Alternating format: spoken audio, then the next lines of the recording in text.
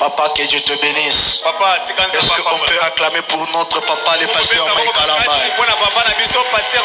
Avec votre respect, je vous prie de vous tenir debout. Est-ce qu'il faut se tenir debout? Est-ce qu'on peut acclamer le Seigneur? Alléluia. Amen. Est-ce qu'on peut acclamer le Seigneur? Manifester au Seigneur combien il est bon. Amen. Amen. Amen. Amen. Alléluia. Amen. Ça, c'est l'œuvre de Dieu. Amen. Ça, il n'y a que Dieu qui peut faire ça. Alléluia. Amen. Ça, c'est Dieu seulement qui peut faire ça. Merci, papa. Écoutez, vous savez ce qui touche mon âme et mon esprit? C'est son cœur chrétien. Alléluia. Tous ceux qui fréquentent les églises, tous ceux qui prêchent le Seigneur Jésus,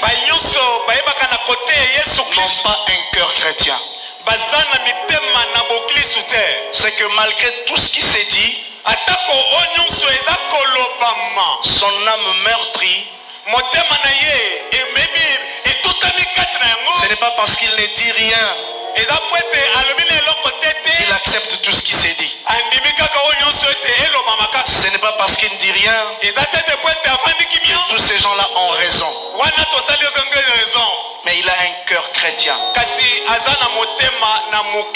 Alléluia. Amen. Vous savez, beaucoup d'hommes de Dieu ont été trouvés au milieu de beaucoup de choses, avec des preuves à l'appui. Alléluia. Amen. On les a vus déshabillés, mais lui on l'a jamais vu déshabillé. Mais parce que seulement ça se raconte en son nom. En tant que chrétien, il dit: je me retire un peu pour chercher la face de Dieu. Je voudrais interpréter le langage de Dieu par rapport à ça. Alléluia. Amen. Et par rapport à toutes ses responsabilités envers Dieu, il dit: je recule un peu.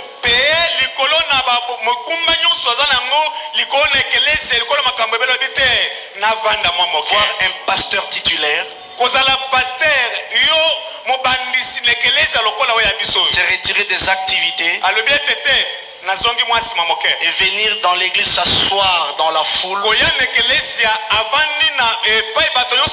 ça c'est donné seulement aux chrétiens. Ça c'est une nouvelle éducation spirituelle qu'il donne aux autres hommes de Dieu. L'école de l'humilité. Alléluia. Dit: je voudrais épargner dans sa présence de ces choses. Avec ça, il aura beaucoup d'enfants dans les Seigneurs. Il aura des enfants disciplinés dans les choses de Dieu. Papa, ta présence parmi nous fait beaucoup de bien. Alléluia. Alléluia. Amen. Est-ce qu'on peut lui dire: papa, nous t'aimons? Papa, papa. Est-ce qu'on peut lui dire encore: papa, nous t'aimons? Papa, nous t'aimons. Papa, tolembi yote. Papa, nano tolembi yote. Jaja tokolembaka yo. Jamais tolemba yo. Ozaka papa na. Papa na biso kaka. Est-ce qu'on peut acclamer le Seigneur? Gloire à Dieu. Alléluia. Amen. Amen. Amen. Pendant qu'il cherche Dieu, je prie Dieu que Dieu lui parle pour toi aussi. Parce qu'il est pendant des moments profonds de retraite et de prière. Que Dieu lui parle pour moi aussi. Même pour toi aussi. Alléluia. Amen. Que Dieu lui parle sur la nouvelle dimension de l'église. On a vu ici, on a entendu. Mais basalika orgueil batika ligak. Lolendo kaka. Mais nous avons un pasteur enfant de Dieu. Son silence ne veut pas dire que Marambalo beza solo malobité. Mais le roi batangi kombo na ngana tikana na zonga sima. Amen. Amen. Kebana moto akeluka nzambe. Alléluia. Amen. Abimagana ba missile eleki ya Poutine. Alléluia. Amen. Nazo banga ba Ukraine ya lobby. Amen. Amen. Gloire à Dieu. Nous passons à la parole de ce matin. Nous nous sommes promis depuis la fin du mois de mars que c'était après le mois du changement qui a connu beaucoup de témoignages. Le Seigneur a donné du boulot à ceux qui en voulaient. Le Seigneur a fait des miracles authentiques parmi nous. Et que le mois qui allait suivre, nous allions parler de Jésus. Pourquoi nous allons parler de Jésus? Parce que sans Jésus, notre foi est vaine. Parce que sans parler de Jésus, même l'existence de l'Église est vaine. Sans parler de Jésus, tous les sacrifices que nous accomplissons sont vains. Alléluia. Amen. Alléluia. Amen. C'est pourquoi ce matin nous commençons par une grande question. Qui est Jésus? Pour toi, qui est Jésus? C'est une question qui a traversé des générations et des générations, qui a divisé beaucoup d'écoles théologiques, qui a boosté la foi de plusieurs et qui a changé la vie de beaucoup. Lui-même, Jésus a eu aussi à poser cette question à ses disciples. Dans le texte que nous avons lu, Jésus dit ceci: qu'est-ce que les gens disent de moi? Une façon de dire comment les gens me considèrent. Qui suis-je pour les gens qui me voient? Qui suis-je pour les gens qui citent mon nom? Alors pour les disciples, c'était une question adressée aux autres. Donc une fois de plus, les réponses étaient partagées. Ils ont commencé à lui dire ceci: pour certains, tu es l'un des prophètes. Pour d'autres, tu es Jérémie. Pour d'autres, tu es Jean-Baptiste revenu à la vie. Jésus, ayant vu les avis partagés, il s'est dit: ça, c'est ce que les autres ont dit de moi. Mais vous qui mangez avec moi, vous qui vivez avec moi, qui dites-vous que moi je suis? Ce matin, je voudrais que chacun de nous donne une réponse à la question. Que chacun de nous donne une réponse, parce que cette réponse va donner une place à Jésus dans sa vie. Parmi les gens qui ont répondu, il y a Simon, fils de Jonas, qui donne la réponse.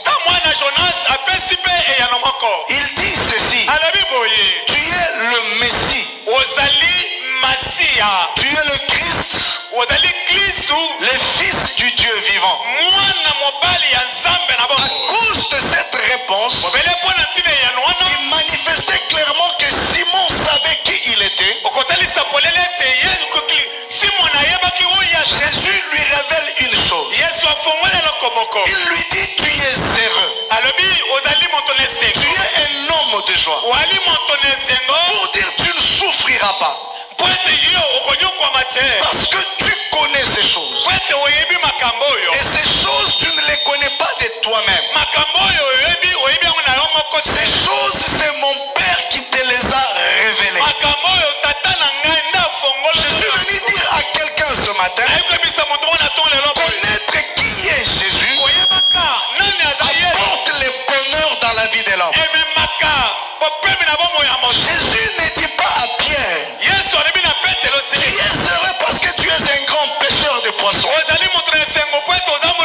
Tu es heureux parce que tu es un diplômé d'Oxford. Tu es heureux parce que tu as la plus jolie tête du monde. Tu es joli parce que tu as la plus belle maison.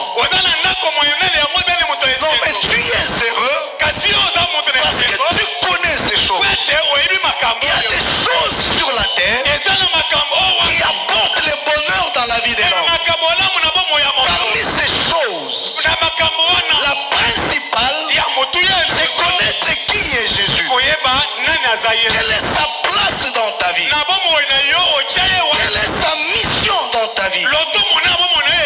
Pourquoi je prêche ces choses? Parce que dans ces enseignements que nous aurons pendant tous les mois, nous voudrions révéler Dieu aux hommes. Et révéler aux hommes ce que Dieu attend d'eux. Nous voulons permettre à Dieu de parler aux hommes dans leurs trois dimensions. Que Dieu parle à ton âme, que Dieu parle à ton esprit, que Dieu parle à ton corps. Parce que quand Dieu nous a créés, il nous a créés à son image. Il nous a créés à sa ressemblance. C'est pourquoi lui-même s'est manifesté dans trois dimensions. La première dimension, c'est la dimension du Père. La deuxième dimension, c'est la dimension du Fils. La troisième, c'est la dimension du Saint-Esprit. Ainsi, en créant l'homme pour le ressembler, il subdivise la vie de l'homme en trois dimensions. Il y a le corps, il y a l'esprit et il y a l'âme. Pourquoi nous allons prêcher ces choses? C'est pour accomplir les plans de Dieu, pour le salut de tout le monde. Parce que Jésus-Christ, quand nous lisons Matthieu chapitre 1er, alléluia, Amen. lorsque nous lisons chapitre 1er de Matthieu, nous comprendrons beaucoup de choses. Nous allons commencer à partir du verset 18. Mais avant de lire, je voudrais épingler une autre chose. Quand Jésus parle à Pierre, il lui dit tu es heureux. À la même occasion, il commence à révéler Pierre même sa destinée.